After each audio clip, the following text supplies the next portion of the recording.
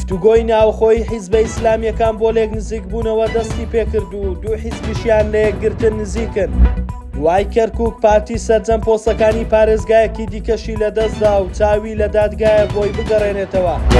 سەرەڕای بەڵێنی پێشوو تورکیا ڕەتی دەکاتەوە عەفرین ڕادەستی دەسەڵاتی ئەحمەد شەرع بکات.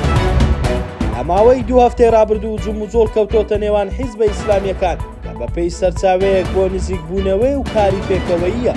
لەم بارەوە محەممەد حەکیم وتەبێژی کۆمەڵی دادگەری ڕاگەیان لەسەر پێشنیارێکی مامۆستا عەلی باپیر گفتوگۆکان بە مەبەستی نزیکبوونەوە لەگەڵ یەکگرتووی ئیسلامی دەستی پێکردووە.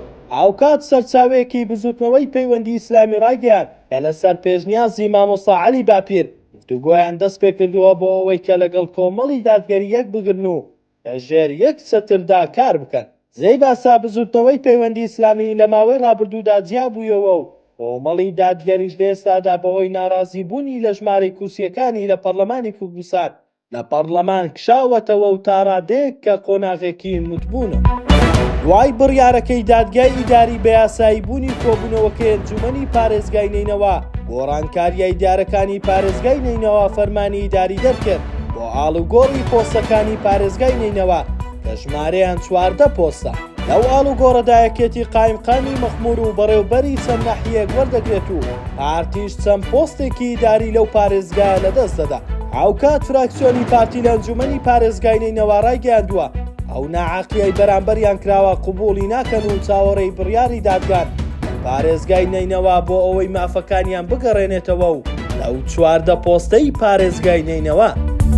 ئیبراهیم شێخۆ وتەبێژی ڕێکخراوی مافی مرۆڤ لە عەفرین بە شارپرێسی ڕاگەیان شانۆیەک لە عەفرین بەڕێوە چووە و هێزانیەکان حکوومەتی نوێی دیمەشق لە عەفرین نیشتەجێ نەبوون و تا ئێستاش عەفرین لەلایەن تورکیا و بەکرێگیراوانی دەوڵەتی تورکەوە بەڕێوە دەبرێت. شێخۆ ڕوونی کردەوە هیچ کەسێک بە ناوی حکوومەتی نوێی دیمەشقەوە لە عەفرین نەماوە.